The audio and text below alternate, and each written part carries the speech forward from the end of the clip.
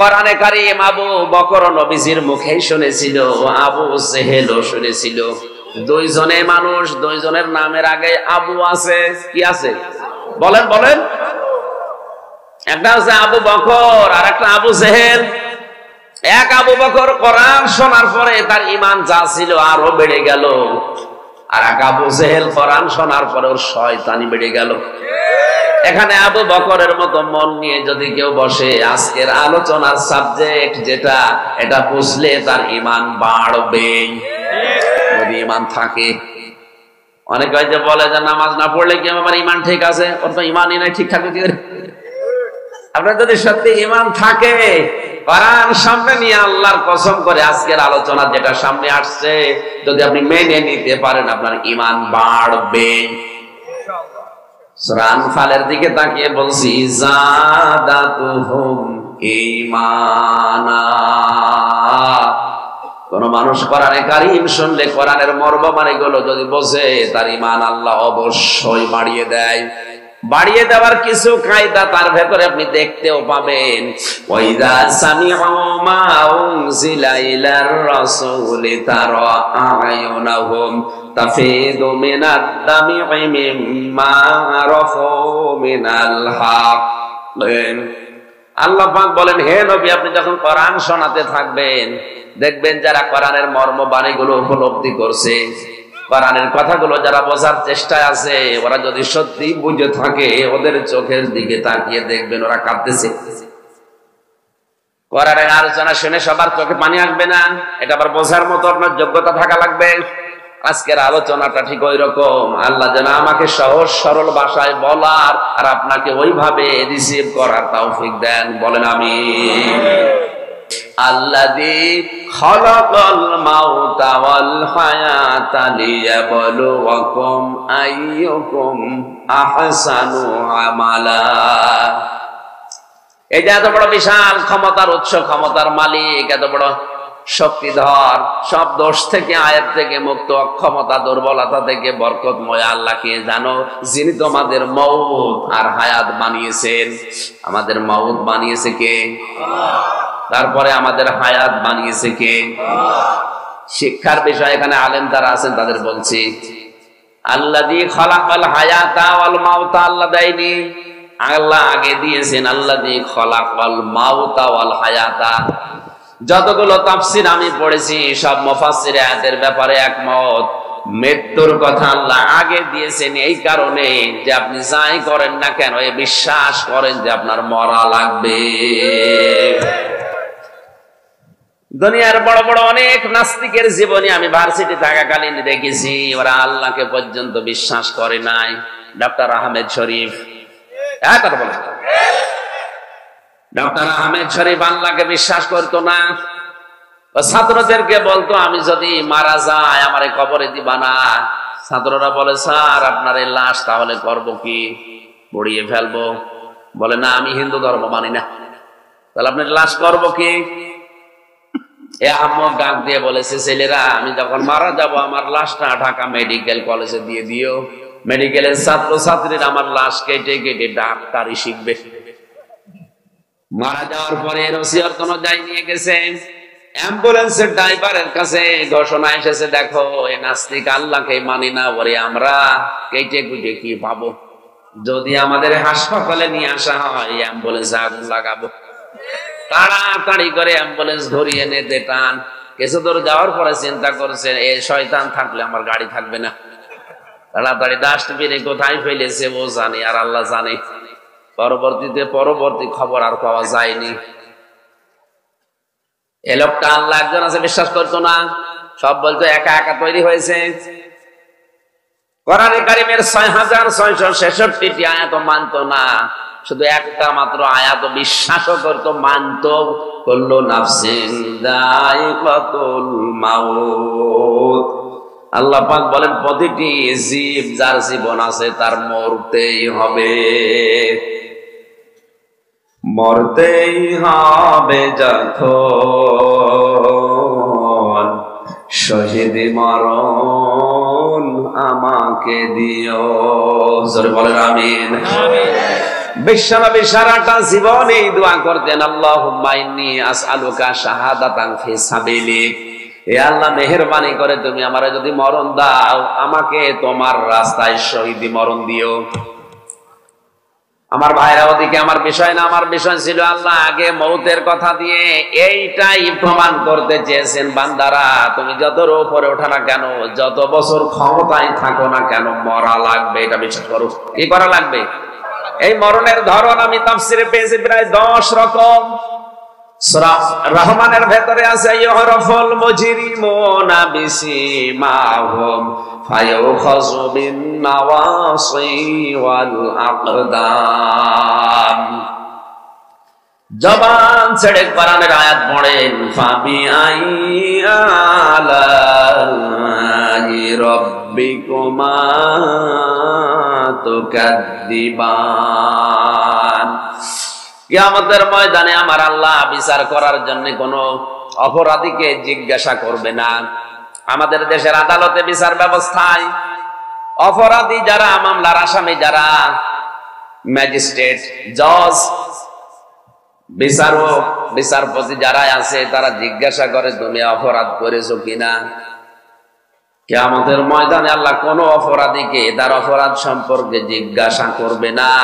প্রতিটি অপরাধ প্রত্যেকের শরীরের ভেতরে আল্লাহ ফুটিয়ে তুলবেন। কিছু মানুষের আকার আকৃতি হবে শুকরের মতো। কিসের মতো?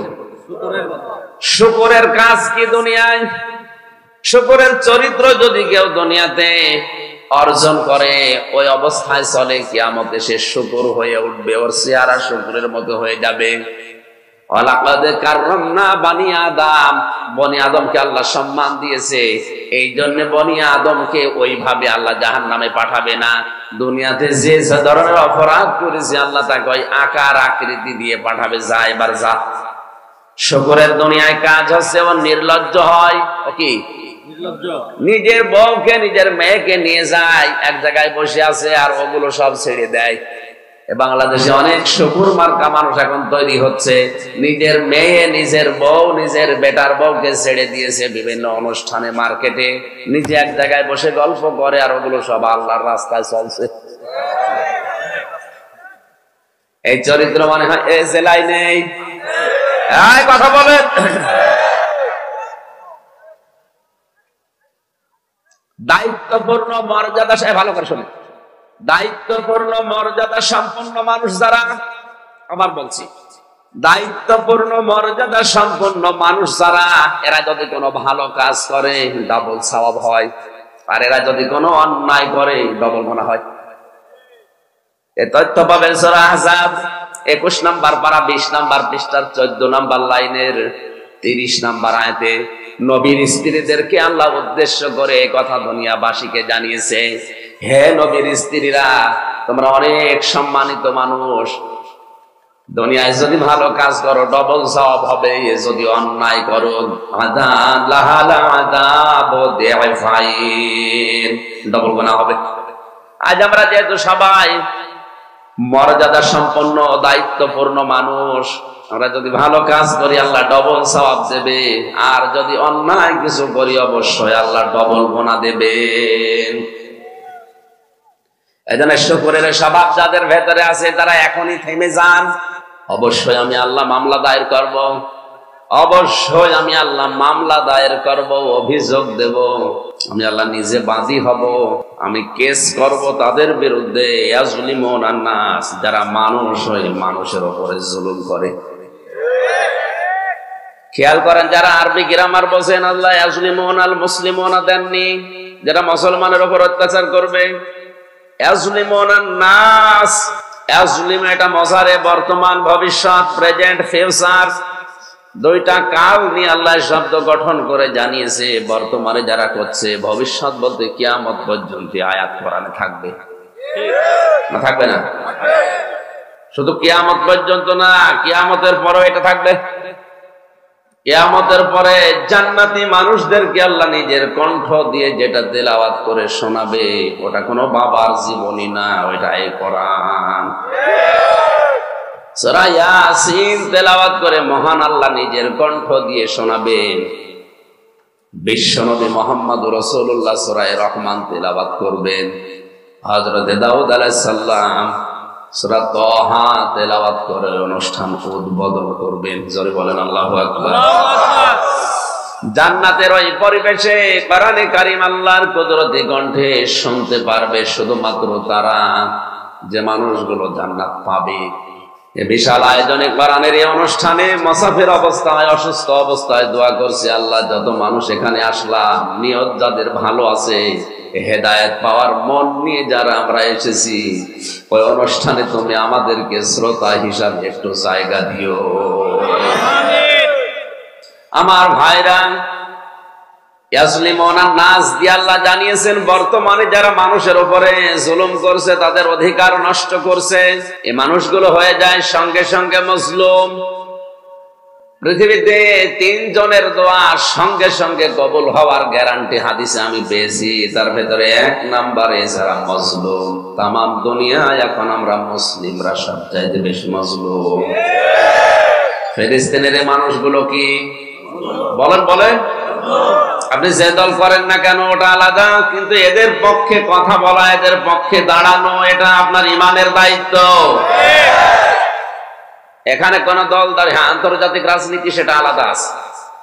আমেরিকা আজ তাদের বিপক্ষে, চীন রাশিয়া তাদের পক্ষে, এটা আন্তর্জাতিক আর একটা রাজনীতি আছে, ওটা আপনার বোঝার দরকার নেই। কিন্তু ইমানের দাবিতে অন্তত আমরা যে মুসলিম, যে ধরনের ইমান আমাদের, এই ইমানের দাবি অনুযায়ী ফিলিস্তিনরা যেহেতু এখন মজলুম, ইসরায়েল যেহেতু এখন জালেম, নবীজি বলেন তোমার ভাই জালেম হোক মজলুম হোক তাকে সাহায্য করো। সাহাবীরা বললেন হে নবী, মজলুমকে না সাহায্য করা যায়, জালেমকে সাহায্য করবো কি দিয়ে? আল্লাহর নবী বলেন তাকে জুলুম থেকে ফেরানো, এইটাই তাকে সাহায্য করা। সুতরাং আজ ইসরায়েলের এই জুলুম বন্ধ করার জন্য হয়তো অস্ত্র শস্ত্র গোলা বারুদ দিয়ে তাদের সাথে মোকাবেলা করে পারা যাবে না। 57টা মুসলিম দেশের যত মুসলমান দুনিয়াতে এখন আছে, 175 কোটি মুসলমানের ইমানের দাবি হচ্ছে তাদের পণ্যগুলো বয়কট করা। আমার কথার অর্থ হয়তো আপনি বুঝেছেন নাকি? ময়মনসিংহবাসী এই আয়াত পড়ার পরে বাংলাদেশ সম্পর্কে আমার যে ধারণা, বিশেষ করে জেলখানার এই 3 বছরে বন্দী অবস্থায় মানুষের যা দেখলাম, এই দেশে এখন আল্লাহর মামলার আসামি সবচাইতে বেশি। বাদী যত বড় হয় তার মামলা কিন্তু কঠিন হয়। এই কথা বলে না কেন? আপনি যদি রাষ্ট্রবিরোধী মামলায় পড়েন আপনার খবর আছে, আর যদি ফকির আপনার বাদী হয় 2 দিনও থাকা লাগবে না, আদালতও যাওয়া লাগবে না, 20 টাকা দিলে চলে আসবে। এখানে মামলার বাদী কে? আল্লাহ। আপনি নিজের বুকে হাত দিয়ে এবার বলেন আপনি আল্লাহর মামলার আসামি হয়ে যাননি তো?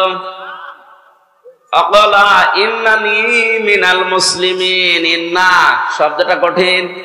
সে বলে অবশ্যই আমি মুসলমান, আমি মুসলিমদের ভেতরে একজন। আয়াতের 3টা কথার ভেতরে 2টা হয়তো কম বেশি আমরা অনেকেই মানতে পারছি। আল্লাহর দিকে প্রায় আমরা সবাই কম বেশি ডাকি মুসলিম হিসাবে।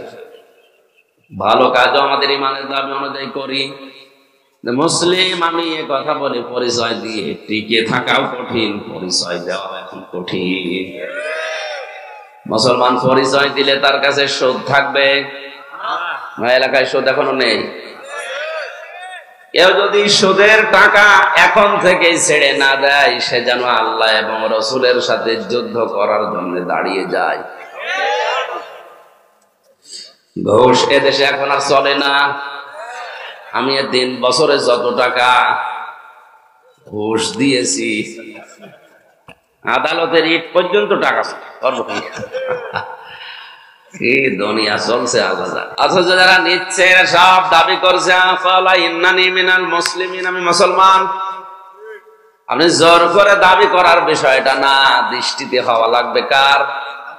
আমিনান নাসি মাইয়াকুলু আমান্না বিল্লাহি ওয়া বিল ইয়াউমিল আখিরি ওয়া মা হুম বিমুমিনিন।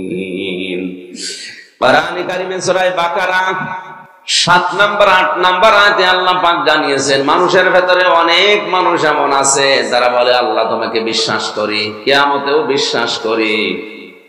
আল্লাহ বলেন, হে নবী আমি ঘোষণা দিলাম এরা কিন্তু ঈমানদার না। একজন মানুষ ঈমানের মৌলিক যে 3টা বিষয়, 1 নম্বরে আল্লাহ তোমাকে বিশ্বাস করি, কিয়ামতে এটাও বিশ্বাস করিয়ে বলার পরেও যদি আল্লাহ বলে লোকটা মুমিন না, তাহলে কথাটা কি? এ কথা হচ্ছে তার মুখের কথা, এটা মনের কথা না। আর যতদিন পর্যন্ত মানুষের এই চামড়ার মুখের কথার সাথে অন্তরের কথার 100 ভাগ মিল না হবে, ততদিন লোক মুসলমান না। আমরা সেই জন্মের পর থেকে শুনে রেখেছি যে লা ইলাহা ইল্লাল্লাহ ফাদাখালাল জান্নাহ। একবার যদি কেউ লা ইলাহা ইল্লাল্লাহ পড়ে সে জান্নাতে চলে যাবে। হ্যাঁ, হাদিস ঠিক আছে, কিন্তু মাঝখানে ফা আছে। এটা আলেম না? আলেম কো বলেন তো, ফা আল্লাহর নবী খেলা করার জন্য দিলেন? আমাদের মতো আবেগওয়ালা মুসলমান যারা হযরত আবু হুরায়রা এর কথা শোনার পরে আনন্দে লাফাচ্ছিলেন, কাজ হয়েছে। হযরত ওমরের কাছে গিয়ে বলে, দেখো নবীদের কাছে শুনলাম মান ক্বালা লা ইলাহা ইল্লাল্লাহ ফাদাখালাল জান্নাহ। হযরত ওমর তাকে 2টা বর্ণনা পেয়েছে, একটা থাপ্পড় দিয়েছিলেন অথবা কলার চাপ দিয়ে ধরেছিলেন। কে বলেছে মান ক্বালা? আল্লাহর নবী। চলো দেখি নবীজির কাছে। বিশ্ব নবীকে গিয়ে বলে, ইয়া রাসূলুল্লাহ আপনি এই কথা বলেছেন? নবীজি বললেন, মা বলেছি। হযরত ওমর কিন্তু আবু হুরায়রার মতো না, তিনি বিচক্ষণ মানুষ। ওই জামানায় 10 জন মানুষ লেখাপড়া জানতো, তার ভেতরে হযরত ওমর একজন। কথা শোনার পরে আমাদের মতো হুজুরকে বাঙালি না, চিন্তা ভাবনা করতেন। ডাক দিয়ে বলে, হে নবী আপনার কথা আমি অবিশ্বাস করি। একবার লা ইলাহা ইল্লাল্লাহ বললে তাকে আল্লাহ জান্নাত দেবে না দিয়েছে? না। দাখালা মাঝির সিগা, এটা অতীতের শব্দ। কেউ যদি লা ইলাহা ইল্লাল্লাহ সত্যই বলতে পারে মন থেকে, ওকে আল্লাহ জান্নাত আপনি ধরে নেন দিয়ে দিয়েছে। কিন্তু হযরত ওমর বললেন, হে নবী আপনি ফা দিলেন কেন মাঝখানে? দাখালাল জান্নাহ বললেও তো অর্থ হয়ে যেত, ফাদাখালাল জান্নাহ বললেন। আল্লাহর নবী বলেন, ওমর ফায়ের ব্যাখ্যা হচ্ছে আইয়ুহাযিরমা হারামাল্লাহ। কোন বান্দা যদি লা ইলাহা ইল্লাল্লাহ বলে আর এর ঘোষণা দেওয়া যত হারাম আছে, হারামকে হারাম ছেড়ে দেয়। যত ঘোষণা দেওয়া এই কালিমার ভেতর হালাল আছে, হালাল গুলো জানার পরে আঁকড়িয়ে ধরে, এই লোকটা জান্নাতে যাবে। তাহলে যে লোকটা বলছে আল্লাহ একজন আছে, কিয়ামতেও বিশ্বাস করি, অথচ লোকটা মুমিন না, এ কথা আমির হামজার না আল্লাহর? বলেন বলেন। মুখের কথার সাথে মনের কথার মিল থাকা দরকার। আজ এইটা বাস্তবে 100 ভাগের 100 ভাগ আমাদের ভেতরে নেই। কাবা শরীফ তাওয়াফ করতে গিয়ে দেখে একজন কাঁদতেছে, আল্লাহ আমি মরণ চাই। বাংলা ভাষা শুনে কাছে গিয়ে বললাম, মুরব্বি বাড়ি কোথায়? বাংলাদেশের নোয়াখালী। কে কাঁদেন কেন? মরব। মরবেন মানে আমার দেশে আমি আর যাব না, এদেশে আল্লাহর ঘর কাবা শরীফ আছে, নবীজির রওজা আছে, আমি এখানেই মরব। শুনেছি এখানে মরলে নাকি কবরের আযাব হয় না। এত আবেগ, কাবার ওই গিলাপ ধরে কাঁদতেছে। বললাম হোটেলে চলেন, যেখানে থাকে ওই হোস্টেলে নিয়ে গিয়ে নাস্তা করালাম। বাইরে জ্বালানা দিয়ে তাকিয়ে দেখি কি ঝড়। বললাম মুরব্বি আপনার দোয়া কবুল হয়ে গেছে। আপনি কাবা শরীফ ধরে যে দোয়া করলেন আপনি মরবেন, আর বেশি দেরি নেই। এই যে ঝড় উঠেছে, আপনি এখন বাইরে যাবেন আর মরবেন, আপনি প্রস্তুতি নেন। আমার বলছে আমির হামজা এ দোয়া তো আমি এবছরের জন্য করিনি, আগামীতে যদি আসিস তখন। ওর মুখের কথা মনের কথা এক। ঝড় দেখি তো পাল্টি হয়ে গেছে। 16 সালে গিয়েছিলাম হজে, 17 সালে মাহফিল ছিল নোয়াখালীর কোম্পানিগঞ্জ। মুরব্বি এসে বলছে, হুজুর আসসালামু আলাইকুম। কি দাদা এখনো মরেননি? না আমি আর যাইও না, মরিও না। ওর মুখের কথার সাথে মনের কথার কোনো মিল নেই। ও কিয়ামত পর্যন্ত হজ করলে ও মুমিন হবে? বলেন বলেন। কিয়ামতে জবাব দেওয়া লাগবে। এই টেন্ডেন্সি যদি কারো ভেতরে বদ্ধমূল হয়, চেপে বসে থাকে, ওকে আপনি বম মেরে উপোস খাওয়াতে পারবেন না। এরকম কিয়ামত বিশ্বাস যারা করেছিল তাদের ভেতরে আমরা পেয়েছি হযরত ওমরকে। 10 জন জিন্দা মানুষকে নবীজি আল্লাহর পক্ষ থেকে জান্নাতের গ্যারান্টি দিয়েছিলেন, তার ভেতরে হযরত ওমর একজন। রাস্তা দিয়ে গেলে শয়তান পর্যন্ত ভয় পেত রাস্তায় যেতে। আল্লাহর নবী মসজিদে নববীর পাশ দিয়ে নামাজ আদায় করে যাবার সময় অলিগলি দিয়ে ঘুরতেছেন, হঠাৎ করে দেখলেন শয়তান পালাচ্ছে। ডাক দিয়ে বলে, কি কোথায় যাও? শয়তান বলে, ইয়া রাসূলুল্লাহ, কিছুক্ষণ আগে দেখলাম হযরত ওমর রাস্তা দিয়ে আসতেছে, ওরে দেখে আমার ভয়, এজন্য আমি পালিয়ে যাচ্ছি। নবীজি ওই দিন বলেছিলেন, ওমর তুমি যে রাস্তায় হাঁটো ও রাস্তায় 40 দিন পর্যন্ত শয়তান যেতে ভয় পায়। এত বড় ভয়ঙ্কর মানুষ মনে করেন? এই মানুষটা কিয়ামতে শব্দ শোনার পরে এমন একটা অবস্থা তার ভেতরে তৈরি হয়েছিল, সন্তানটাকে ভর্তি করে দিলেন এরকম একটা মাদ্রাসায়। আব্দুল্লাহ, ওই দেশের প্রধান বিচারপতি তখন হযরতে আলী, তিনিও তার সন্তান হোসাইনকে ভর্তি করলেন। হোসাইন বারবার কলম টেবিল থেকে ফেলে দিচ্ছে। আব্দুল্লাহকে বলে, তুলে দাও। একবার, দুইবার, তিনবার বলার পরেও তিনবারই তিনি তুললেন। চতুর্থবার তিনি বলে ফেললেন যে আমি কি তোমার চাকর খাদেম নাকি, বারবার কলম ফেলো আর আমার তুলতে বলো? কারণ তো সাধারণ মানুষের ছেলে না, প্রেসিডেন্টের ছেলে। হযরত হোসাইন রাগ করে বলেই ফেলেছেন, আব্দুল্লাহ তুমি শুধু খাদেম না, চাকর না, তুমি খাদেমের বাচ্চা। খাদেম চাকরের বাচ্চা একজনকে বললে ওর এমনিতেই মেজাজ খারাপ হয়, তারপরও সে হচ্ছে প্রেসিডেন্টের ছেলে। এক জোড়ে বাড়িতে গিয়ে বলছে, আব্বা আমি আর মাদ্রাসায় পড়বো না। কেন? হোসাইন আমাকে গালি দিয়েছে, শুধু না তোমাকেও দিয়েছে। সে বলেছে আমি নাকি খাদেমের বাচ্চা। খাদেম, তুমি যদি এর বিচার না করো, এই মাদ্রাসায় পড়া আজকে থেকে আমার বন্ধ। হযরত ওমর আমি আগেই বলেছি উনি খুব বিচক্ষণ ছিলেন। ডাক দিয়ে বলে, আব্দুল্লাহ আজকে না, এখন বিচার করলে 2-1 5 জনের সামনে জমার দিন হাজারো মানুষ আসবে, নামাজের সময় হোসাইনের বিচার হবে। খুতবা দিচ্ছিলেন মসজিদে নববীতে। ডাক দিয়ে বলে, হোসাইন আসো? বলে, হ্যাঁ। এদিকে আসো। তুমি আমার সন্তানকে খাদেমের বাচ্চা, চাকরের বাচ্চা বলে গালি দিয়েছো। হযরত হোসাইন বললেন, হ্যাঁ আমি দিয়েছি। কেন দিলে? হযরত হোসাইন ডাক দিয়ে বলে, খলিফাতুল মুসলিমিন, বুকে হাত দিয়ে বলেন তো আপনি কি আমার নানার খাদেম ছিলেন না?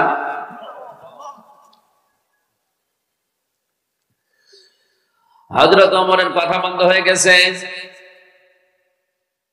হাজারো সাহাবীদের ভেতরে তিনি বললেন, হোসাইন যে কথা বললে তুমি এটা লিখে দিতে পারবে? উনি আবেগেই বলেছে, হ্যাঁ। কাগজ কলম নিয়ে আসেন।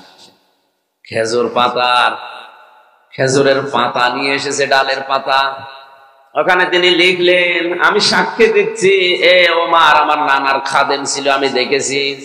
এতে হোসাইন ইবনে আলী সই করে দিলেন। কাগজটা হাতে নিয়ে হযরত ওমর চমা খেলেন। ডাক দিয়ে বলে, নবীর সাহাবীরা, বিচার হয়ে গেছে। হযরতে আব্দুল্লাহ ছোট মানুষ বলে, আব্বা তুমি তো বিচার শুরুই করলে না, কি করে হয়ে গেল? হযরতে ওমর বলে, সন্তান যে বিচার করেছি শুধু দুনিয়া না, কিয়ামতেও কাজে লাগবে। আমি যখন মারা যাব এই কাগজটা আমার কাফনের ভেতরে দিয়ে দিও। কিয়ামতে যদি আমার কিছুই কবুল না হয়, অন্তত কাগজটা উঁচা করে বলতে পারবো, আল্লাহ তোমার নবীর নাতি সই করে দিয়েছে আমি নবীর খাদেম ছিলাম।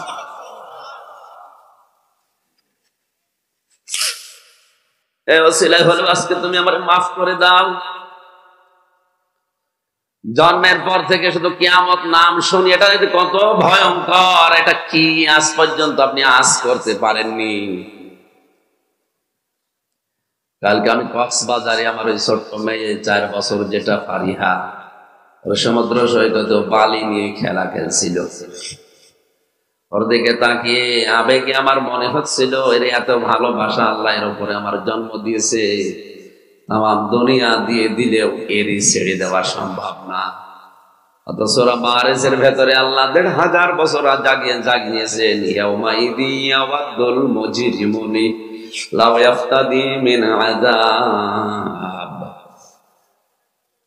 কিয়ামতের ময়দানে আযাব এত কঠিন, এত যন্ত্রণা, এত ভয়ঙ্কর আমি আল্লাহ তৈরি করব। ফাকাইফা তাত্তাকুনা ইন কাফারতুম ইয়াউমা ইয়াজআলুল ওয়ালদানা শিবা। যুবক মানুষ কিয়ামতের কঠিন দৃশ্য দেখে বুড়ো হয়ে যাবে। শুধু বুড়ো হয়ে যাবে এতটুকুই না, পৃথিবীর যত সম্পদ সে উপার্জন করেছে, এমনকি তার মা বাবা, তার স্ত্রী, তার সন্তানকে পর্যন্ত সে মুক্তিপণ হিসাবে দিতে রাজি হয়ে যাবে। মোমেন সাহেব বাসী কথাটা যদিও নরম ভাষায় বলেছি, এটাতে কত ওজনওয়ালা কথা আপনি টের পাচ্ছেন। ফারিহারে দেখে বালি নিয়ে খেলা করছিল সমুদ্র সৈকতে, মনে হচ্ছিল এ আমার কাছে এত বেশি মায়া মহাব্বতের জিনিস, তামাম দুনিয়া দিয়ে দিলেও এর কষ্ট দেওয়া সম্ভব না। অথচ আল্লাহ বললেন কিয়ামতে এই ফারিহাকেও মানুষ মুক্তিপণ হিসাবে দিতে রাজি হয়ে যাবে।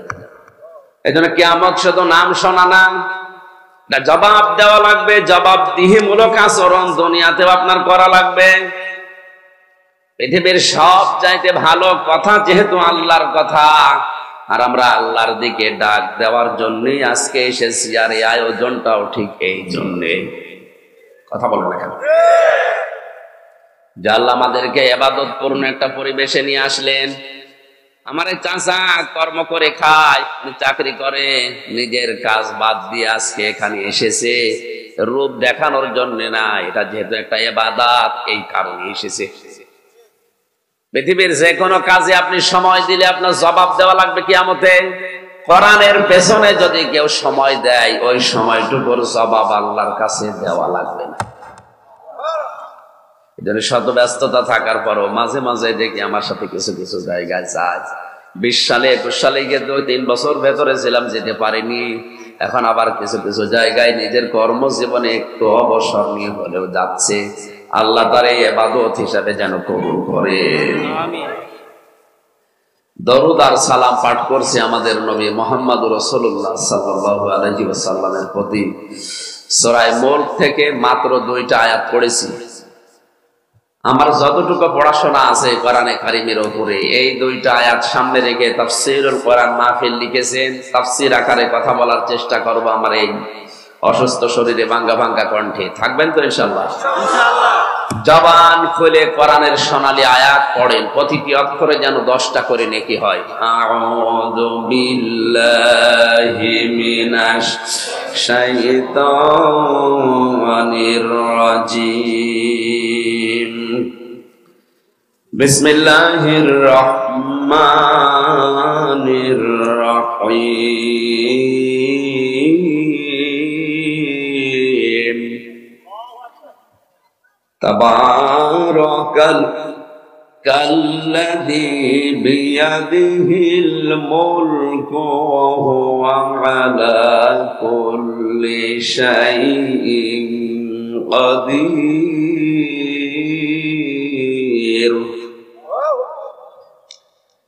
الذي خلق الموت والحياة ليبلوكم أيكم أحسن عملا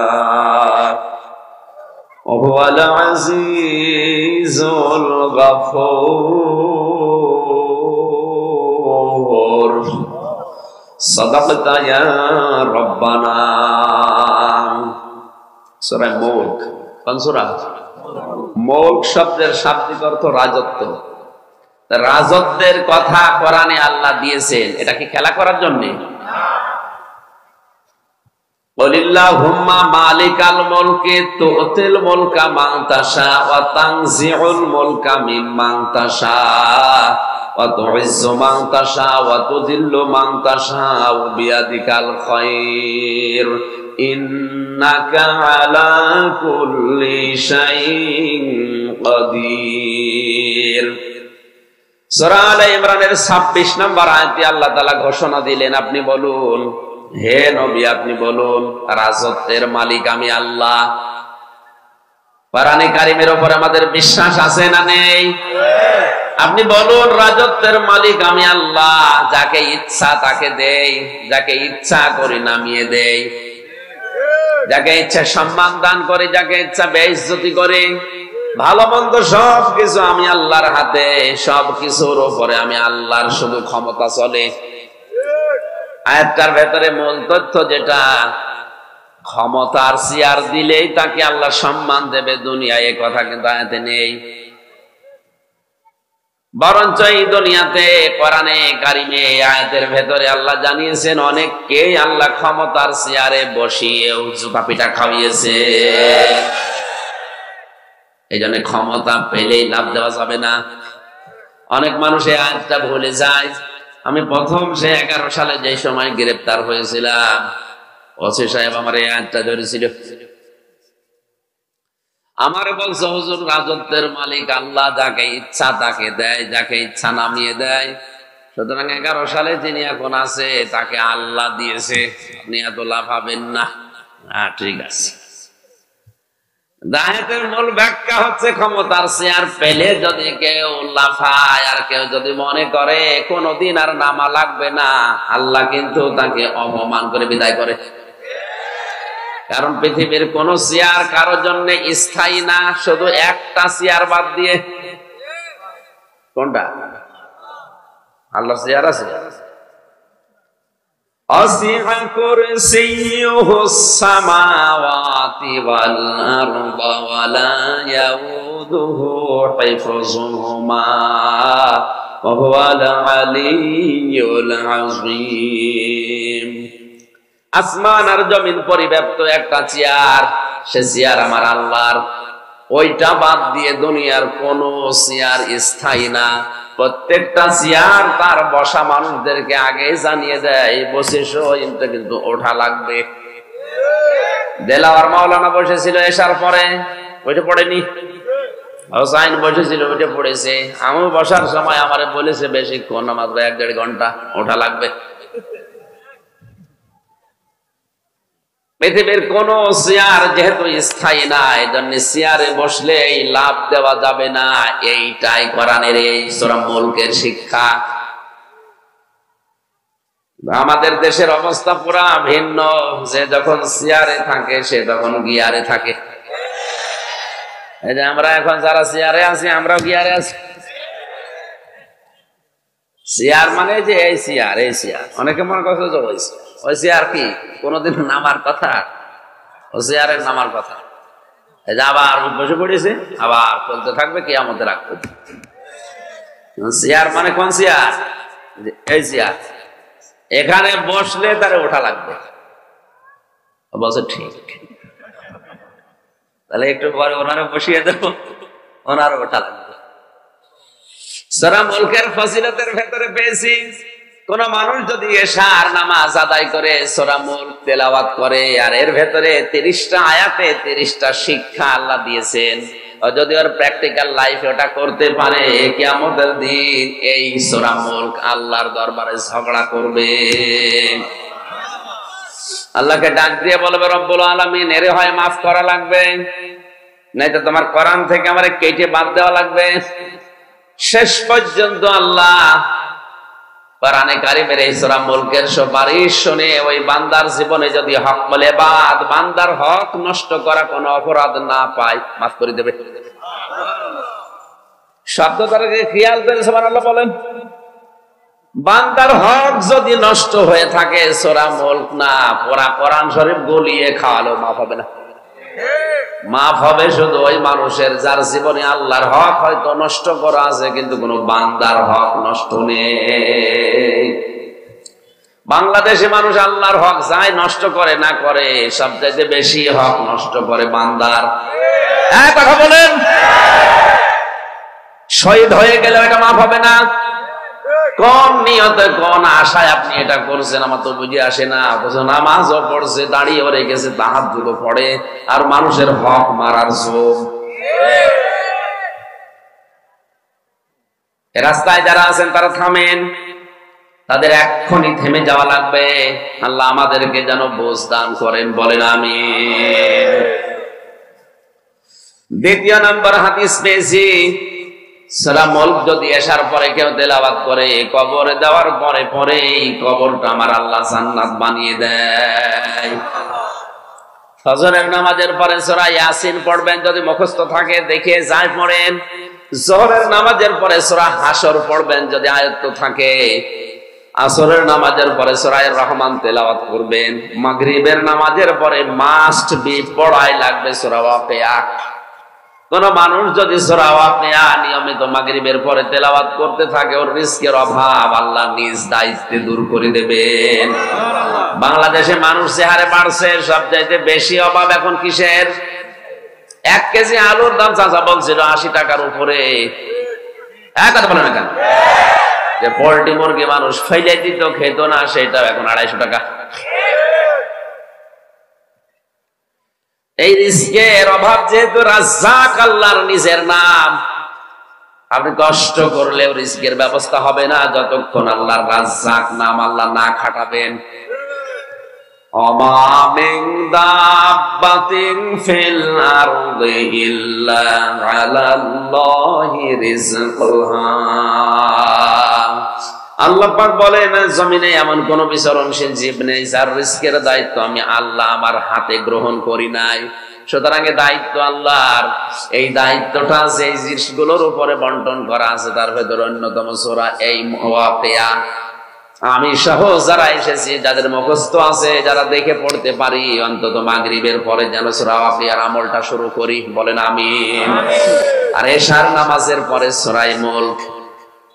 আল্লাহ তাআলা ঘোষণা দিচ্ছেন, খেয়াল করবেন, তাবারাকাল্লাযী বিয়াদিহিল মুলক। বরকতময়, শক্তিশালী, সমস্ত দোষ থেকে, আয়াব থেকে, সমস্ত অক্ষমতা, দুর্বলতা থেকে মুক্ত ওই আল্লাহ, বিয়াদিহিল মুলক, যার হাতে ক্ষমতা, যার হাতে কি? এই আয়াত অনুযায়ী যে মানুষগুলো বাংলাদেশে বলে যে ক্ষমতার উচ্চ জনগণ, ওরা বেঈমান। বলেন বলেন, এই কথাটা আয়াতের সাথে সাংঘর্ষিক। বিয়াদিহিল মুলক, ইয়াদুন মানে হাত, ক্ষমতার উৎসকে আল্লাহ। আপনি মানেন না যেটা বাস্তবে, সেটা আলাদা, কিন্তু এটা বলা লাগবে আপনার। ক্ষমতার উৎস জনগণ হলে আয়াতের সাথে সাংঘর্ষিক হয়ে যাচ্ছে। কিয়ামতে আয়াত আপনার বিরুদ্ধে আবার অবস্থান নেবে। আমি আগেই বলেছি, সূরা মুলক যদি ঝগড়া করে জান্নাতে নিয়ে যেতে পারে, সূরা মুলক ঝগড়া করে জাহান্নামে নিয়ে যেতে পারে। এই জন্য এই কথা যারা বলেন বা বিশ্বাস করেন, এই মুহূর্তে আপনার সিদ্ধান্ত পাল্টান। আমার দায়িত্ব ছিল সঠিকটা তুলে ধরা। এখন আপনি মানবেন না ঘাড় তেড়া করবেন আবু জেহেলের মধ্যে, এটা আপনার ব্যাপার। এ কোরআনে কারীম আবু বকর নবীজির মুখেই শুনেছিল, আবু জেহেলও শুনেছিল। দুইজনে মানুষ, দুইজনের নামের আগে আবু আছে। কি আছে বলেন বলেন? একটা আছে আবু বকর, আর একটা আবু জেহেল। এক আবু বকর কোরআন শোনার পরে তার ঈমান যা ছিল আরো বেড়ে গেল, আর এক আবু জেহেল কোরআন শোনার পরে ওর শয়তানি বেড়ে গেল। এখানে আবু বকরের মতো মন নিয়ে যদি কেউ বসে, আজকের আলোচনার সাবজেক্ট যেটা, এটা বুঝলে তার ঈমান বাড়বে, যদি ঈমান থাকে। অনেকে হয়তো বলে যে নামাজ না পড়লে কি আমার ঈমান ঠিক আছে? ওর তো ঈমানই নাই, ঠিক থাকবে কি করে?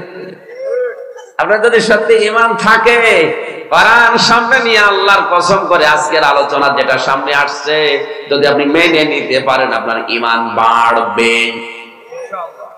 সূরা আনফালের দিকে তাকিয়ে বলছি, যাদাতুহুম ঈমানা।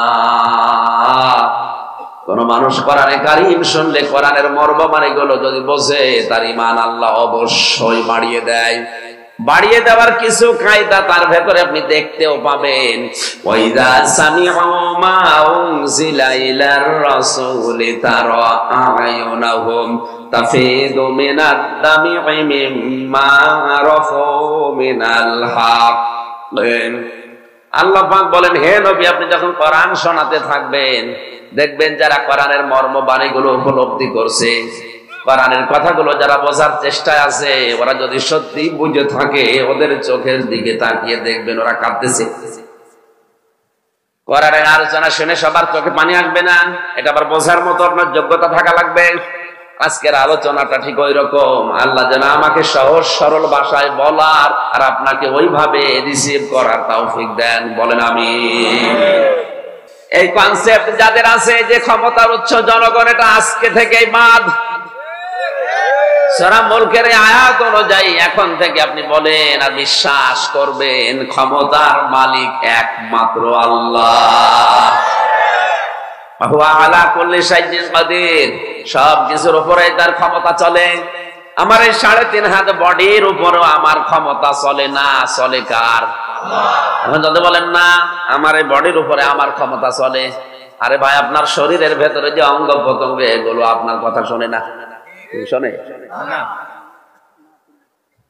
টয়লেটে বসে যদি কেউ বলে আমি র্যাবের প্রধান, আমার নাকে যেন দুর্গন্ধ না আসে, নাক বলবে বেটা আগে নাক ধর, নয়তো তুমি যত বড় প্রেসিডেন্ট হও, এখানে বসলে দুর্গন্ধ নাক দিয়ে যাবে।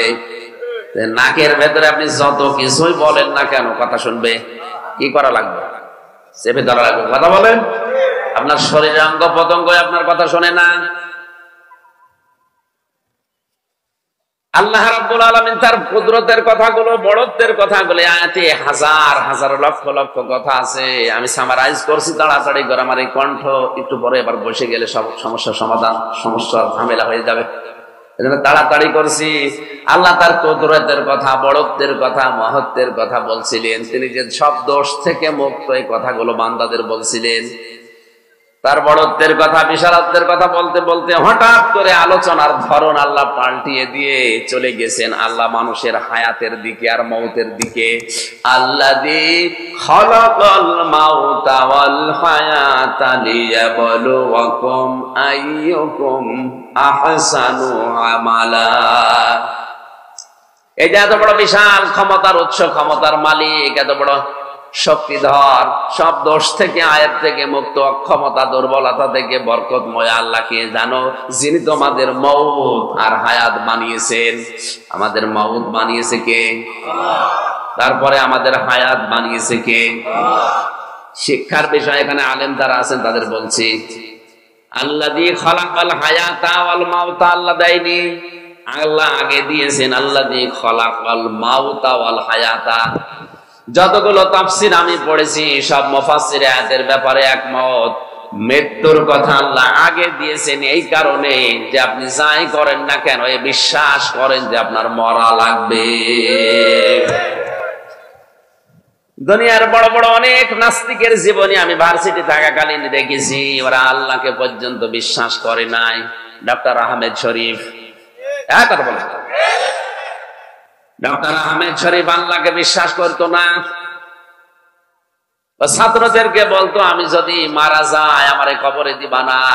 ছাত্ররা বলে, স্যার আপনার এই লাশ তাহলে করবো কি? পড়িয়ে ফেলবো। বলে না, আমি হিন্দু ধর্ম মানি না। তাহলে আপনার লাশ করবো কি? এ আহমদ ডাক দিয়ে বলেছে, ছেলেরা আমি যখন মারা যাব আমার লাশটা ঢাকা মেডিকেল কলেজে দিয়ে দিও। মেডিকেলের ছাত্র ছাত্রীরা আমার লাশ কেটে কেটে ডাক্তারি শিখবে। মারা যাওয়ার পরে রসিয়ত অনুযায়ী নিয়ে গেছেন অ্যাম্বুলেন্সের ড্রাইভারের কাছে, ঘোষণা এসেছে, দেখো এই নাস্তিক আল্লাহকে মানি না, ওরে আমরা কেটে কুটে কি পাবো? যদি আমাদের হাসপাতালে নিয়ে আসা হয় অ্যাম্বুলেন্সে আগুন লাগাবো। তাড়াতাড়ি করে অ্যাম্বুলেন্স ধরিয়ে নিতে টান। কিছু দূর যাওয়ার পরে চিন্তা করছেন, এ শয়তান থাকলে আমার গাড়ি থাকবে না। তাড়াতাড়ি ডাস্টবিনে কোথায় ফেলেছে ও জানে আর আল্লাহ জানে। পরবর্তী খবর আর পাওয়া যায়নি। এ লোকটা আল্লাহ একজন আছে বিশ্বাস করতো না, সব বলতো একা একা তৈরি হয়েছে। কোরআনে কারীমের 6666টি আয়াত মানতো না, শুধু একটা মাত্র আয়াত বিশ্বাসও করতো, মানতো। কুল্লু নাফসিন যায়িকাতুল মাউত। আল্লাহ পাক বলেন প্রতিটি জীব যার জীবন আছে তার মরতেই হবে। মরতেই হবে যখন শহীদ মরণ আমাকে দিও। জোরে বলেন আমিন। বিশ্বনবী সারাটা জীবন এই দোয়া করতেন, আল্লাহুম্মা ইন্নী আসআলুকা শাহাদাতান ফি সাবিলিক। হে আল্লাহ, মেহেরবানি করে তুমি আমারে যদি মরণ দাও, আমাকে তোমার রাস্তায় শহীদি মরণ দিও। আমার ভাইরা, ওদিকে আমার বিষয় না, আমার বিষয় ছিল আল্লাহ আগে মৌতের কথা দিয়ে এইটাই প্রমাণ করতে চেয়েছেন, বান্দারা তুমি যত উপরে ওঠা না কেন, যত বছর ক্ষমতায় থাকো না কেন, মরা লাগবে, এটা বিশ্বাস করো। কি করা লাগবে? এই মরণের ধরন আমি তাফসিরে পেয়েছি প্রায় 10 রকম। সূরা রহমানের ভেতরে আছে ইউরাফুল মুজরিমুনা বিসিমাহুম ফায়ুখাযু বিন নাওয়াসি ওয়াল আকদাম। জবান ছেড়ে কোরআনের আয়াত পড়েন, ফাবিআই আলাহি রাব্বিকুমা তুকাদ্দিবান। কিয়ামতের ময়দানে আমার আল্লাহ বিচার করার জন্য কোন অপরাধীকে জিজ্ঞাসা করবে না।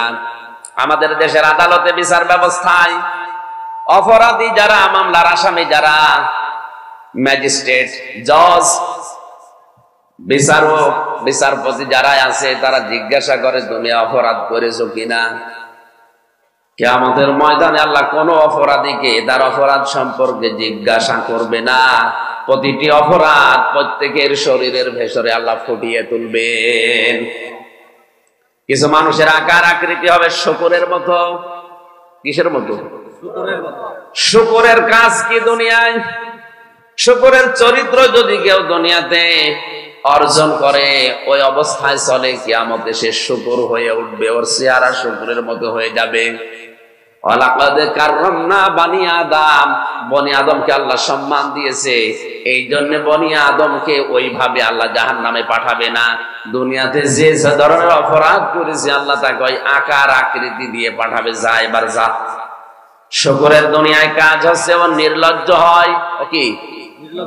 নিজের বউকে, নিজের মেয়েকে নিয়ে যায়, এক জায়গায় বসে আছে, আর ওগুলো সব ছেড়ে দেয়। বাংলাদেশে অনেক শুকুর মার্কা মানুষ এখন তৈরি হচ্ছে, নিজের মেয়ে, নিজের বউ, নিজের বেটার বউকে ছেড়ে দিয়েছে বিভিন্ন অনুষ্ঠানে, মার্কেটে, নিজে এক জায়গায় বসে গল্প করে, আর ওগুলো সব আল্লাহর রাস্তায় চলছে।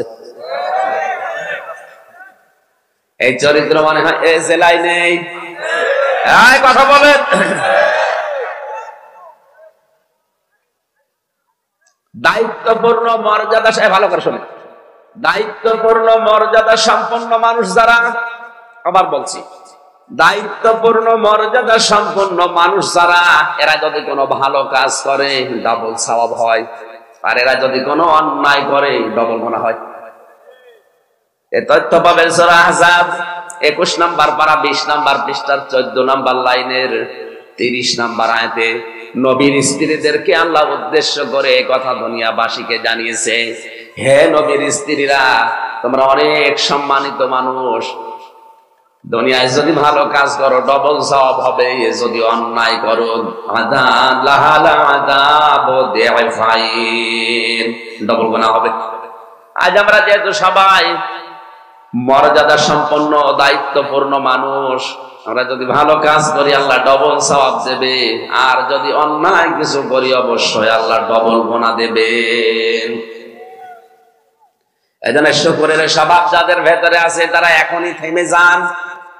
এক একজন মহিলা জাহান্নামে যাওয়ার সময় কমপক্ষে 4 জন পুরুষকে সাথে নিয়ে যাবে। এক একজন বেপরদা, বেলিল্লাপনা হয়ে যারা চলে, উশৃঙ্খল জীবনযাপন যারা করছে পর্দা ছাড়া, এই মহিলাগুলো জাহান্নামে গেলে একা যাবে না। তিরমিজি শরীফের হাদিস, তার বাবাকে সাথে নেবে, তার বড় ভাইকে সাথে নেবে, তার স্বামীকে নেবে, তার বড় ছেলেকে নেবে। এই হাদিস পড়ার পরে আমার তো মনে হচ্ছে বাংলাদেশে যেভাবে উশৃঙ্খলতা বাড়ছে, যেভাবে বেলিল্লাপনা, বেহায়া, বেলজ্জা বাড়ছে, বেপরদা বাড়ছে, দেশে জান্নাতে যাওয়ার মতো পুরুষ নেই। বলেন বলেন। এজন্য নিজের আমল দিয়ে হবে না, ওদেরকে কন্ট্রোল করা দরকার। নিজের যুবতী মেয়েকে আপনি বোরকা কিনে দেন না, ওগুলো আল্লাহর রাস্তায় ছেড়ে দিয়েছেন। কত নিজে অন্যায় করে আরো মানুষকে দিয়ে অন্যায় করায়।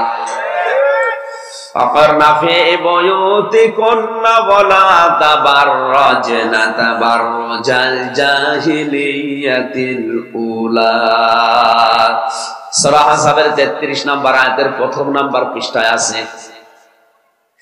প্রথম নম্বর পৃষ্ঠা 4 নম্বর লাইনের প্রথম অংশে এটা আছে। আল্লাহ বলেন, হে দুনিয়ার মেয়েরা, ঘরের পরিবেশে থাকবে, বাইরে যাবে না। বাইরে যদি যাও তাবাররুজ করে বের হবে না। তাফসীরে খাজানে মুফাসসির লিখেছেন তাবাররুজের অর্থ তিনটা। কয়টা? মোমেন সাহিবাসী মা বোন যারা এসেছেন, এই তিনটার একটাও যদি কোনো মহিলার ভেতরে পাওয়া যায় তাহলে সে জান্নাত তো দূরের কথা, জান্নাতের ঘ্রাণও পাবে না। এক নম্বরে তাবাররুজের অর্থ, মেয়েরা যখন রাস্তাঘাটে বের হয় তখন তাদের সাজগোজ বেড়ে যায়। এদেশে বাড়তেছে, বলেন বলেন।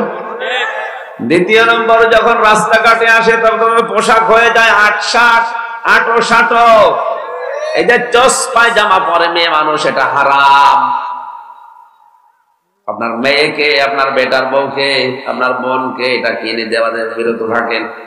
3 নম্বরে, মেয়েরা যখন রাস্তাঘাটে আসে তখন মাজায় হেলাদোলা করে চলে।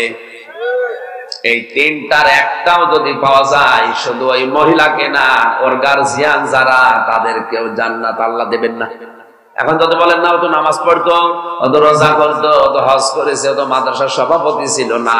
কারণ নবীজি কোন মহিলাকে দাজ্জুজ বলেন নাই, দাজ্জুজ বলেছে পুরুষকে। আর দাজ্জুজ লা ইয়াদখুলুল জান্নাহ, এটা মুযাক্কার না মুআন্নাস? মুযাক্কার। যেন আমরা যারা দায়িত্বশীল আছি, দায়িত্বপূর্ণ মানুষ আছি, মর্যাদা সম্পন্ন জীবন যাপন করছি, আমাদের অধীনস্থ যারা আছে মানুষগুলো যেন অন্তত পর্দার ভেতরে থাকে, এটা ফরজ। কয়েকদিন আগে এক এমপি সাহেব একটা মন্তব্য দিয়েছে এদেশে, যে দিন দিন বোরকা পড়া মেয়ে লোকের সংখ্যা বেড়ে যাচ্ছে, এটা দেখে ওর কলিজায় লাগে আগুন লাগছে।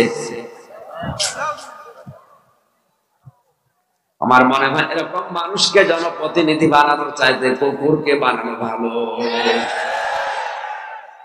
কথাটা শক্ত হয়ে গেল না? ও হাত দিয়েছে কার হাতে? আল্লাহর বিধানে হাত দিয়েছে। বোরকা পরা ফরজ, বিধান কার? বাংলাদেশে যাই করেন, আল্লাহর কোন বিধানে হাত দিলে কিন্তু তখন আর দলমল দেখা হবে। বোরকা পরার নির্দেশ আল্লাহ দিচ্ছে আর আপনার কলিজায় আগুন লাগে। আপনি তো জাহান্নামের কীট, নিজে জাহান্নামে যাচ্ছেন, আবার মানুষকে নিয়ে যাওয়ার জন্য আপনি ব্যস্ত। অন্তত এই কাজ করতে দেওয়া হবে না। নিজে যদি না মানেন, জাহান্নামে যান, আরো আমরা ঠেলা দিয়ে দেবো, যান। বিভিন্ন জিনিস নিয়ে আজ যারা ষড়যন্ত্র করছে, শিক্ষা ব্যবস্থা থেকে শুরু করে বিভিন্ন জায়গায় যারা পায়তারা করে মানুষকে জাহান্নামের পথে ঠেলে দেওয়ার জন্য চেষ্টা চালাচ্ছে, আপনি নিজে যান, আমরা যাব না। কথা বলেন, জান্নাতে যেতে চান কারা কারা? দেখি লিল্লাহি তাকবীর।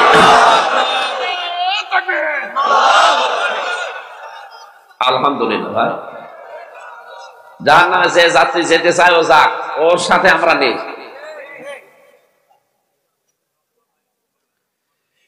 খেয়াল করেন তো আয়াতের দিকে, মূল কথা কয়েকটা সামনে আছে, খুব গুরুত্বপূর্ণ বিষয়। আল্লাহ মউত সৃষ্টি করার পরে মউতের ধরন দিয়েছেন, কিয়ামতে আকৃতি হবে মরণের পরে কয়টা। মউতের বিষয়টা পড়া এখন সম্ভব না। 10 প্রকার মউত আছে। কয় প্রকার? এরপরে আল্লাহ দিয়েছেন আল হায়াতা, হায়াত মানিয়েছে আমি, হায়াত 5 প্রকার। কয় প্রকার? প্রথম নাম্বার হায়াত হচ্ছে আলমে আরওয়া, রুহের যে হায়াতটা, একটা জগৎ ছিল, ওখানে আল্লাহ আমাদের কাছ থেকে কিছু স্বীকৃতি নিয়েছিলেন, যে আলাস্তু বিরব্বিকুম ক্বালু বালা, আমি কি তোমাদের রব না? প্রত্যেকেই জবাব দিয়েছে, অবশ্যই আপনি আমাদের রব। মুমিন সাহিবাসী, এই জবাবের ভেতরে আমরা ছিলাম না? হ্যাঁ বলেন। আল্লাহ তাআলা ওই সময় বলেছে, শাহিদ না, আমি একা না, যত ফেরেশতা এখানে আছে সবাই কিন্তু সাক্ষী। আনতাকুলু ইয়াউমাল কিয়ামাতি ইন্না কুন্না আন হাদা গাফিলিন। আল্লাহ পাক বলেন, এই কথাটা কিন্তু কিয়ামতে আবার জিজ্ঞাসা করব। কোনটা? আমি কি তোমাদের রব না? রবের অর্থ আমি 19টা পেয়েছি, সামারাইজ করে 5টা বলছি। রব শব্দের প্রথম অর্থ হচ্ছে আইনদাতা। রব মানে কি? এই কথা বলা লাগবে, রব মানে কি? মরণের পরে কবরে যে জিজ্ঞাসা করবেন আর রব্বুকা, এর প্রথম নম্বরে জবাব দেওয়া লাগবে যে আমার রব আল্লাহ। তার মানে ফেরেশতারা যদি বলে তোমার রব কে, আপনি যদি বলেন আমার রব আল্লাহ, উল্টা আবার প্রশ্ন করবে রব মানে আল্লাহ, রবের প্রথম অর্থ আইনদাতা। তোর শরীরে, তোর পরিবারের, সমাজে আল্লাহর কোন আইন ছিল বল? আমার মনে হয় আমরা ধরা খেয়ে বসে আছি। তাও বলছো ঠিক, যেন খাওয়া না লাগে। রব ঠিক করেন আগে। পরিবার থেকে শুরু করে সংসদ পর্যন্ত সব জায়গায় আমরা আল্লাহর আইন চাই। বলেন বলেন, এতটুকু আল্লাহ শেষ করেননি। দ্বিতীয় নম্বর, হায়াতের ভেতরে আমরা পেয়েছি আলমে বতুন, মায়ের পেটের একটা জগৎ। 10 মাস 10 দিন মানুষ পার করে, এর নিচেও মানুষ দুনিয়ায় আসে। এরপরে 3 নম্বরে আলমে বারজাখ, আলমে দুনিয়া, আমরা যেটা আছে এখন এই দুনিয়ার হায়াত। কারো 50, 60, 70, 80, 90, 100 বছর, এই শেষ। এরপরে আর একটা হায়াত সামনে আসছে যেটা আলমে বারজাখ, কবরের জগৎ। আর একটা হায়াত আছে যেটা আলমে আখিরাত, কিয়ামতের জগৎ। বিশাল জগৎ আমাদের সামনে পড়ে আছে। পেছনে গেল 2টা, সামনে আছে 2টা, মাঝখানেটায় আমরা আছি। আল্লাহ বলেন মওত আর হায়াত বানিয়ে দুনিয়ার এই ছোট্ট জীবনে পরীক্ষার জন্য কেন দিলাম জানো? লিয়াবলুকুম আইয়ুকুম আহসানু আমালা। আমি দেখতে চাই তোমাদের ভেতরে সব চাইতে ভালো আমল কে করে, বেশি আমল কে করে। আল্লাহ এটা জানিয়েছে। বলেন বলেন, আল্লাহ কি চাইছে? ভালো কাজ বা ভালো আমল। আইন মিম লাম, আমল মানে কাজ। আমল আবার 2 প্রকার, বদ আমল আর নেক আমল। বদ আমলের শ্রেণী পেয়েছি আমি 99টা, আর নেক আমলের শ্রেণী পেয়েছি আমি 1টা। সুবহানাল্লাহ বলতে পারেন না?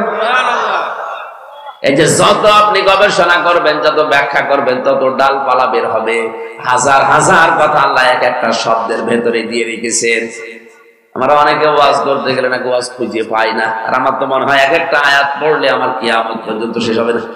এত কথা আল্লাহ কোরআনে দিয়েছে, এগুলো না বলেও কোথায় চলে যায় কানার কাহিনী বলতে।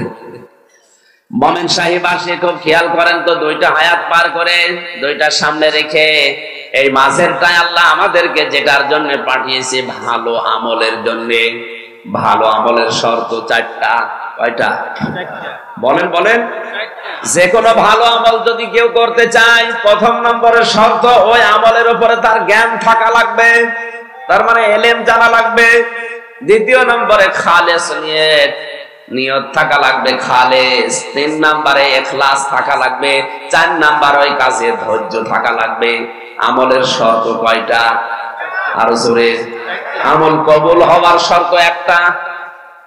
কথা বুঝতেছে? আমি আবার বলছি, আমলের শর্ত কয়টা? আর কবুল হওয়ার শর্ত। আপনার কোন ভালো আমল, ভালো কাজ কবুল হয়েছে কিনা এটা বোঝা যাবে তখন যখন আপনার আচরণ মানুষের সাথে ভালো হবে। আমার এই 33 বছর বয়স, আমি এই বয়সে যত ভালো কাজ করেছি, নামাজ পড়া, রোজা রাখা, দান সাদকা করা, এটা আল্লাহর কাছে কবুল হয়েছে কিনা এটা বোঝা যাবে ওই সময় যখন আমার আচরণ তার সৃষ্টি জগতের সাথে ভালো হবে। আল্লাহ রাব্বুল আলামিন বলেন, এতটুকু আমি শেষ করিনি, ওয়াহুয়াল আজিজুল গফুর দিয়েছেন। খুব কঠিন শব্দ এটা। ভালো আমলের কথা বলার পর এই যে সুন্দর একটা আমল বা কাজ দেখতে পাচ্ছি, আল্লাহ বেশি কাজ চাই না। তাহলে আকসারু আমালা আল্লাহ কোরআনে দিত।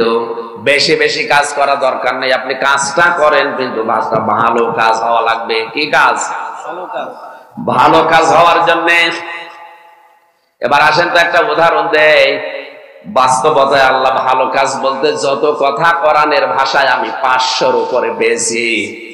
এই 500 আয়াতের ভেতরে ভালো কাজের কথাগুলো আল্লাহ বর্ণনা দিয়েছেন যে এইগুলো ভালো কাজ, এইগুলো ভালো কাজ। আর যত ভালো কাজ কোরআনে আছে, কত বললাম? বলেন না কেন? এই 500-র ভেতরে 1 নম্বরে সিরিয়াল হচ্ছে, বলবো? বলেন। আবার নিজের দিকে টেনে নিয়েন না। নিজেরাই বলতে বলছেন, আবার বললে আবার অন্যদিকে নিয়ে যাবেন। হ্যাঁ বলেন। সূরা সাফ আল্লাহ পাক বলেন, ইয়া আইয়ুহাল্লাযীনা আমানু হাল আদুল্লুকুম আলা তিজারাতিন তুনজিকুম মিন আযাবিন আলীম। ওহে যারা ঈমানের দাবি করো তাদেরকে বলছি, তোমাদেরকে একটা ব্যবসার কথা দালালাত করব, বলে দেব, সন্ধান দেব, যে ব্যবসা করলে জাহান্নামে যাওয়া লাগবে না। তুমিনুনা বিল্লাহি ওয়া রাসূলিহি ওয়া তুজাহিদুনা ফি সাবিলিল্লাহি বিআমওয়ালিকুম ওয়া আনফুসিকুম। আল্লাহর উপরে ঈমান আনো, রাসূলের উপরে ঈমান আনো, আর এই দুইটা দাবি ঠিক রাখার জন্য জান আর মাল দিয়ে তার জন্য জিহাদ করো। যালিকুম খায়রুল লাকুম, আল্লাহ বলেন এটাই ভালো কাজ। এখানে যারা মুফাসসির, যারা তাফসীর পড়তে পারে জিজ্ঞাসা করেন যালিকুম খায়রুল লাকুম, আল্লাহ একেবারে ইঙ্গিত দিয়ে বলেছেন এটা ভালো কাজ। এটা কি কাজ? কোরআনে ভালো কাজ আছে কয়টা? বলেন না কেন? এক নম্বরে এইটাই ভালো কাজ। কি সেটা? আল্লাহর উপরে যাদের ঈমান আছে, বিশ্বাস আছে, রাসূলের উপরে যাদের ঈমান আছে, বিশ্বাস আছে, এই দুইটা বিশ্বাসকে সামনে রেখে দুনিয়ায় একদিকে গেলেও তার বিধানকে জমিনে প্রতিষ্ঠা করার জন্য জান-মাল দিয়ে জিহাদ করা লাগবে। আল্লাহ বলেন এটা ভালো কাজ। ইন কুনতুম তা'লামুন, যদি তোমরা বুঝে থাকো। আর আমরা এই ভালো কাজটা আজ উল্টাপাল্টা নাম দিয়েছি। এই কথা বলে, জিহাদ একটা ইবাদত, এটা ফরজ ইবাদত, নামাজের মতো, রোজার মতো। কারণ জিহাদ না থাকলে সন্ত্রাস বাড়ে, আর জিহাদকে আর সন্ত্রাসের সাথে মিলিয়েছি। জিহাদের নাম শুনলে আর জঙ্গিবাদ খুঁজে বেড়ায়, অথচ জঙ্গি নির্মূল করার জন্য জিহাদ লাগবে। জিহাদ মানে অন্যায় যেখানে প্রতিবাদ। আহুয়াল আজিজুল গফুর, তিনি আজিজ গফুর, দুইটা নাম আল্লাহ কেন দিয়েছেন? এই যে ভালো কাজের কথা আল্লাহ প্রথমে দিলেন, এই ভালো কাজ দুনিয়াতে কেউ যদি না করে জেনে শুনে, আল্লাহ কিন্তু আজিজ, তার ধরা বড় শক্ত ধরা। আর এই ভালো কাজ করতে গিয়ে ছোটখাটো কোনো গুনাহ যদি হয়ে যায়, ভুল ত্রুটি হয়ে যায়, আল্লাহ গফুর, তাকে মাফ করে দেবে। আল্লাহ আমাদেরকে আয়াত দুইটা বাস্তবে আমল করার তৌফিক দিন। মান সালিমাল মুসলিমুনা মিন লিসানিহি ওয়া ইয়াদিহি। আবু দাউদ শরীফের হাদিস। আল্লাহর দৃষ্টিতে, রাসূলের দৃষ্টিতে মুসলিম ওই লোকটা যার হাতের দ্বারা, যার মুখের দ্বারা। হাত মানে ক্ষমতার হাত, হাত মানে টাকা পয়সার হাত, প্রভাব প্রতিপত্তির হাত। এই সমস্ত হাতের দ্বারা, মুখের দ্বারা যারা মুসলমানদেরকে শান্তি দেয়, তারা আল্লাহর কাছে মুসলমান। আল্লাহ আমাদেরকে আয়াতগুলো মেনে চলা